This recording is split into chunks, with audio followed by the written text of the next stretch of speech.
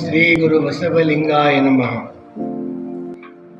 ಎಲ್ಲ ಶರಣ ಬಂಧುಗಳೇ, ವಿದ್ಯಾರ್ಥಿಗಳೇ, ಭಾಳ ಅತ್ಯುತ್ತಮ ಸದಾವಕಾಶ ಇಲ್ಲಿ ಪ್ರತಿಷ್ಠಾನ ಅಕಾಡೆಮಿಯವರು ತಮಗೆಲ್ಲ ಕಲ್ಪಿಸಿಕೊಟ್ಟಿದ್ದಾರೆ. IAS ಮತ್ತು IPS ಕೋಚಿಂಗನ್ನು ಬಡ ಮತ್ತು ಪ್ರತಿಭಾವಂತ ಮಕ್ಕಳಿಗಾಗಿ ಉಚಿತವಾದಂಥ ತರಬೇತಿಯನ್ನು ಅವರು ಆಯೋಜಿಸಿದ್ದಾರೆ.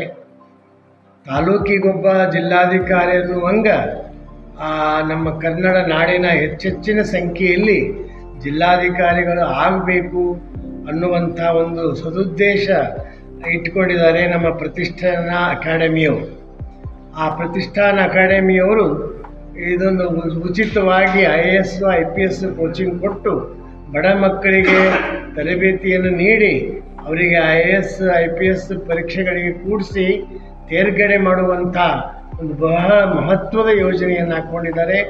ಅದನ್ನು ಎಲ್ಲ ಬಡ ಮಕ್ಕಳು ಮತ್ತು ಅವರ ತಂದೆ ತಾಯಿಯಂದರು ತಮ್ಮ ಮಕ್ಕಳಿಗೆ ಪ್ರೋತ್ಸಾಹಿಸಿ ಈ ಅಕಾಡೆಮಿಯ ಪ್ರತಿಷ್ಠಾನ ಅಕಾಡೆಮಿಯ ಸದುಪಯೋಗವನ್ನು ಪಡ್ಕೋಬೇಕು ಅಂತ ನಾನು ಕಳಕಳಿಯಿಂದ ಕೇಳ್ಕೊಳ್ತಾ ಇದ್ದೀನಿ.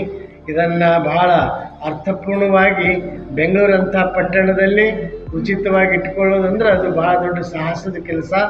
ಅಂತಹ ಸಾಹಸಕ್ಕೆ ಪ್ರತಿಷ್ಠಾನ ಅಕಾಡೆಮಿಯವರು ಪ್ರವೇಶ ಆಗಿ ಅದನ್ನು ಬಡ ಮಕ್ಕಳಿಗೆ ಇದರ ಉಪಯೋಗ ಆಗಬೇಕು, ಬಡ ಮತ್ತು ಪ್ರತಿಭಾವಂತ ವಿದ್ಯಾರ್ಥಿಗಳಿಗೆ ಇದರ ಸದುಪಯೋಗ ಆಗಬೇಕು ಅನ್ನುವಂಥ ಒಂದು ಮಹೋನ್ನತ ಗುರಿಯನ್ನಿಟ್ಟುಕೊಂಡು ಅವರು ಈ ಪ್ರತಿಷ್ಠಾನ ಅಕಾಡೆಮಿ ಮಾಡಿದ್ದಾರೆ. ಅವರ ಕಾರ್ಯಕ್ಕೆ ಯಶಸ್ಸಾಗಲಿ, ಒಳ್ಳೆಯದಾಗಲಿ, ಬಸವ ಗುರುವಿನ ಶ್ರೀ ರಕ್ಷೆ ಸದಾ ಇರಲಂತ ಹಾರೈಸ್ತಾ ಇದ್ದೀನಿ. ಶರಣೋ ಶರಣಾರ್ಥಿ.